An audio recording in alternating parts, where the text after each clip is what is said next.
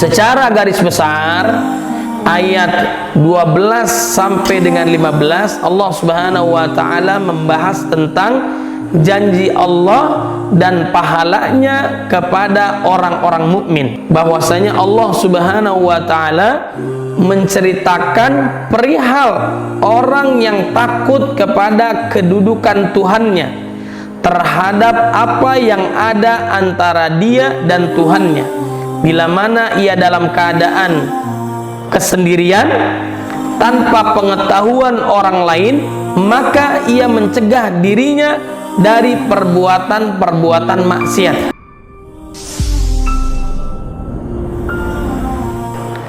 Assalamualaikum warahmatullahi wabarakatuh. Alhamdulillah rabbil alamin. Asyhadu an la ilaha illallah wahdahu la syarikalah wa asyhadu anna Muhammadan abduhu wa rasuluh. Allahumma salli wa sallim wa barik ala sayyidina Muhammadin wa ala alihi wa sahbihi ajma'in, amma ba'd. Faqala Allah ta'ala fil Qur'anil Karim, a'udzu billahi minasyaitonir rajim. Bismillahirrahmanirrahim. Inna nahnu nazzalna 'alaikal Qur'ana tanzila. Wa qala an-nabiy sallallahu alaihi wasallam khairukum man ta'allama al-Qur'ana wa 'allamahu. Rawahul Bukhari. Sadaqallahul 'azim wa sadaqa rasuluhun nabiyul karim wa nahnu 'ala dzalika minasyahidin. Alhamdulillah, segala puji hanya milik Allah Subhanahu wa taala yang telah memberikan kita nikmat iman, Islam, ihsan, sehat wal afiyah, panjang usia dalam ketaatan pada Allah Subhanahu wa taala. Mudah-mudahan aktivitas kita senantiasa diberkahi oleh Allah Subhanahu wa taala. Ikhwah fillah yang dimuliakan oleh Allah Subhanahu wa taala, kita lanjutkan pengajian kita, tadabbur kita surat Al-Mulk ayat 12 sampai dengan 15. Kenapa kita mesti mentadabburi Al-Quran? Selain kita membaca Al-Quran, kemudian kita menghafalkan ayat-ayat Al-Quran, tak kalah hebatnya adalah kita merenunginya, mentadabburinya. Karena ini merupakan perintah Allah Subhanahu wa ta'ala. Setidaknya ada 4 ayat di dalam Al-Quran Allah perintahkan kepada kita orang beriman untuk merenungi ayat-ayat Allah Subhanahu wa ta'ala. 2 ayat diturunkan terkait dengan kaum munafikin, yaitu dalam surat An-Nisa ayat 82. Afala yatadabbaruna al-Qur'an walau kana min 'indi ghairillahi lawajadu fi ikhtilafan katsira. Maka apakah mereka tidak merenungkan Al-Quran? Kalau kiranya Al-Quran itu bukan dari sisi Allah, tentulah mereka mendapat pertentangan yang banyak di dalamnya. Begitu pula di dalam surat Muhammad ayat 24, afala yatadabbaruna al-Qur'an am ala qulubin akfaluha. Maka apakah mereka tidak merenungkan Al-Quran ataukah hati mereka terkunci? Selanjutnya 2 ayat diturunkan terkait dengan kaum kafirin, yaitu dalam surat Al-Mu'minun ayat 68. Afala yatadabbarul qawla am ja'ahum ma lam ya'ti aba'ahumul awwalin. Maka apakah mereka tidak merenungkan perkataan kami, ataukah apakah telah datang kepada mereka apa yang tidak pernah datang kepada nenek moyang mereka dahulu? Kemudian di dalam surat Shad ayat 29, kitabun anzalnahu ilaika mubarakun liyadabbaru ayatihi wa liyatadzakkara ulul albab.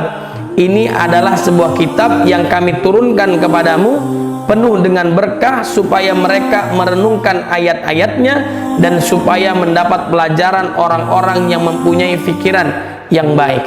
Sadaqallahul azim. Allah memerintahkan kita untuk merenungi, untuk mentadabburi ayat-ayat Allah Subhanahu wa ta'ala. Jangan sampai seperti orang kafir, jangan sampai seperti orang-orang munafik. Naudzubillahi min dzalik. Orang-orang beriman manakala disebut nama Allah bergetar hatinya, naik imannya. Innamal mu'minuna alladzina idza dzukirallahu wajilat qulubuhum wa idza tuliyat 'alaihim ayatu zadatum imana wa 'ala rabbihim yatawakkalun. Bagaimana kita mau naik, mau bergetar hati dan naik iman kita kalau kita tidak mentadabburi ayat-ayat Allah Subhanahu wa ta'ala.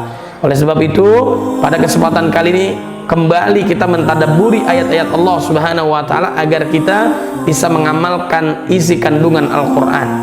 Baik ikhwah fillah, kita masuki ayat demi ayat, yaitu surat Al-Mulk ayat 12 sampai dengan 15. Secara garis besar ayat 12 sampai dengan 15 Allah Subhanahu wa taala membahas tentang janji Allah dan pahalanya kepada orang-orang mukmin. Kemudian Allah Subhanahu wa taala yang menciptakan semua makhluk, Dia mengetahui yang tersembunyi dan yang tampak, dan nikmat yang diberikan Allah kepada manusia itu secara globalnya.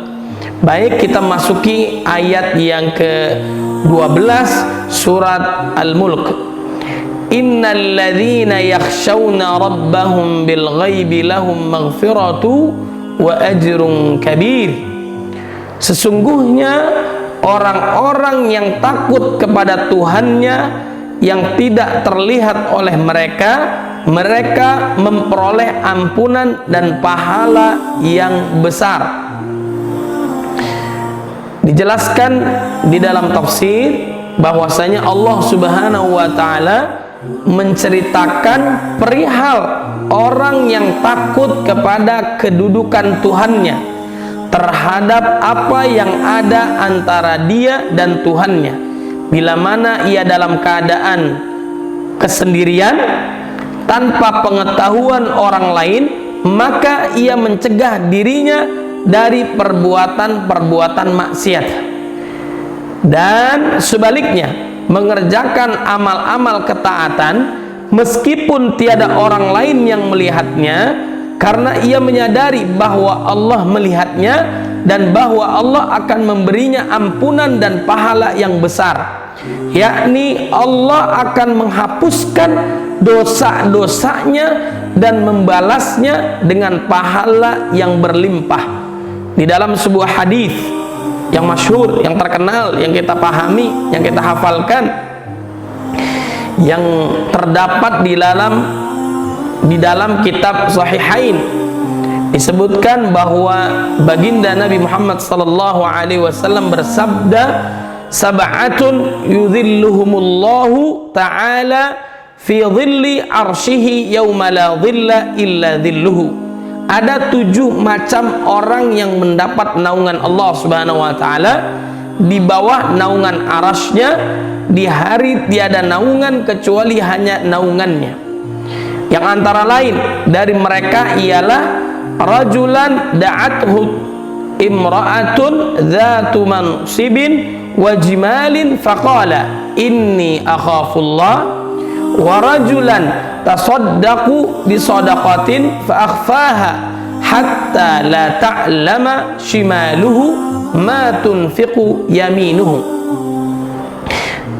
Seorang lelaki yang diajak melakukan zina oleh seorang wanita yang mempunyai kedudukan dan kecantikan, lalu ia menjawab, sesungguhnya aku takut kepada Allah. Dan seorang lelaki yang mengeluarkan suatu sedekah dengan sembunyi-sembunyi hingga tangan kirinya tidak mengetahui apa yang dibelanjakan oleh tangan kanannya. Qala al-Hafidh Abu Bakr al-Bazzar fi musnadihi haddatsana Talut bin Abbadin haddatsana al-Harith ibn Ubaid an Thabitin an Anasin qala qalu ya Rasulullah inna nakunu indaka ala halin fa idza faraqnaka kunna ala ghairihi qala kaifa antum wa rabbukum qalu Allahu rabbuna fi sirri wal alaniyah qala laysa dhalikum an-nifaq qala laysa dhalikum an-nifaq. Al-Hafiz Abu Bakar Al-Bazzar mengatakan di dalam kitab Musnadnya telah menceritakan kepada kami, Talut ibnu Abbad telah menceritakan kepada kami Al-Harith ibnu Ubaid dari Thabit dari Anas yang mengatakan bahwa para sahabat bertanya, wahai Rasulullah, sesungguhnya kami bila berada di hadapanmu dalam keadaan tertentu, dan apabila kami berpisah dari engkau, maka kami berada dalam keadaan yang lain. Rasulullah Sallallahu Alaihi Wasallam balik bertanya, bagaimanakah kalian dengan Tuhan kalian? Mereka menjawab, Allah Tuhan kami, baik dalam kesendirian kami maupun dalam terang-terangan kami. Rasulullah Sallallahu Alaihi Wasallam bersabda, sikap kalian yang demikian itu bukan munafik. Tiada yang meriwayatkan hadis ini dari Sabit selain Al-Harith Ibnu Ubaid. Kemudian Allah Subhanahu wa Ta'ala mengingatkan manusia bahwa Dia Maha melihat semua isi hati dan rahasia. Tadi tadabbur ayat 12 surat Al-Mulk, kita lanjutkan ayat yang ke-13-nya. Wa asirru qaulakum aw ijharu bih innahu alimun bidzatis sudur. Dan rahasiakanlah perkataanmu atau lahirkanlah, sesungguhnya Dia Maha mengetahui segala isi hati. Maksudnya adalah yakni segala sesuatu yang terdetik dan disimpan dalam hati. Ayat yang ke-14-nya, ala ya'lamu man khalaq, apakah Allah yang menciptakan itu tidak mengetahui? Yaitu, apakah Tuhan yang Maha Pencipta itu tidak mengetahui? Menurut pendapat lain, apakah Allah tidak mengetahui makhluknya? Makna pertamalah yang lebih utama, karena dalam firman berikutnya disebutkan wa huwal latiful khabir, dan Dia Maha halus lagi Maha mengetahui. Kemudian Allah menyebutkan nikmat-nikmat yang telah Dia berikan kepada makhluknya melalui bumi yang telah Dia tundukkan dan dimudalikan untuk mereka dengan menjadikannya tenang dan stabil, tidak berguncang dan tidak miring berkat gunung-gunung yang telah Dia pancangkan kepadanya. Allah telah mengalirkan dari dalamnya mata air dan menyediakan padanya jalan-jalan untuk ditempuh, serta menyediakan padanya berbagai manfaat dan tempat-tempat untuk ditanami guna keperluan pertanian. Untuk itu Allah Subhanahu wa Ta'ala berfirman ayat 15-nya, huwallazi ja'ala lakumul arda dhalulan famshu fi manakibiha. Dialah yang menjadikan bumi itu mudah bagi kamu, maka berjalanlah di segala penjurunya. Maksudnya adalah berjalanlah kalian kemanapun yang kamu kehendaki di berbagai kawasannya, serta lakukanlah perjalanan mengelilingi semua daerah dan kawasannya untuk keperluan mata pencaharian dan perniagaan.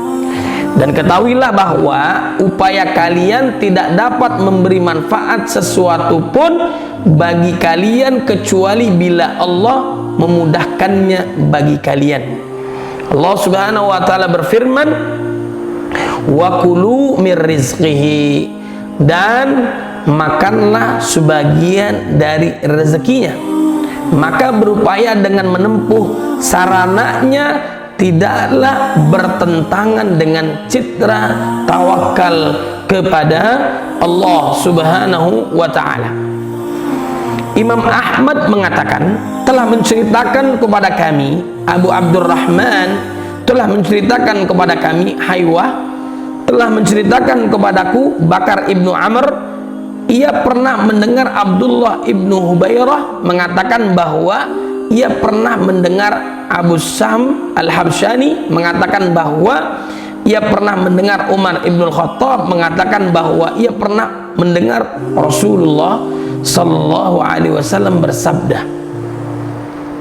seandainya kalian bertawakal kepada Allah dengan sebenar-benar tawakal, niscaya Dia akan memberimu rezeki sebagaimana Dia memberi rezeki kepada burung. Burung pergi di pagi hari dalam keadaan perut kosong dan pulang di petang hari dalam keadaan perut kenyang. Maka di dalam hadis ini dikukuhkan adanya keberangkatan di petang dan pagi hari untuk mencari rezeki, disertai dengan rasa tawakalnya kepada Allah Subhanahu wa Ta'ala, karena dialah yang menundukkan, yang memperjalankan, dan yang menjadikan penyebab adanya rezeki itu. Dan ditutup ayat ke-15-nya, wa ilaihin nusyur, dan hanya kepadanya lah kamu kembali setelah dibangkitkan, yakni dikembalikan kelak di hari kiamat. Ibnu Abbas, Mujahid, As-Saddi, dan Qatadah mengatakan bahwa manakibuha artinya daerah-daerah yang jauh, daerah-daerah pedalamannya, dan seluruh kawasannya. Ibnu Abbas dan Qatadah mengatakan pula bahwa manakibuha artinya gunung-gunung. Ibnu Hatim mengatakan, telah menceritakan kepada kami ayahku, telah menceritakan kepada kami Amr ibnu Hakam al-Azdi, telah menceritakan kepada kami Syu'bah dari Qatadah, dari Yunus ibnu Jubair, dari Bashir ibnu Ka'ab, bahwa ia membaca ayat ini, yaitu firman-Nya, maka berjalanlah di segala penjurunya. Ayat 15. Lalu ia berkata kepada budak perempuan yang telah melahirkan anak darinya, jika engkau mengetahui makna manakibuha, berarti engkau merdeka. Lalu budak perempuannya itu menjawab, manakibuha artinya pegunungannya. Lalu Bashir ibnu Ka'ab bertanya kepada Abu Darda mengenai maknanya, maka Abu Darda menjawab, manakibuha artinya daerah pegunungannya. Mudah-mudahan Allah Subhanahu wa Ta'ala senantiasa memberikan bimbingannya, arahannya kepada kita.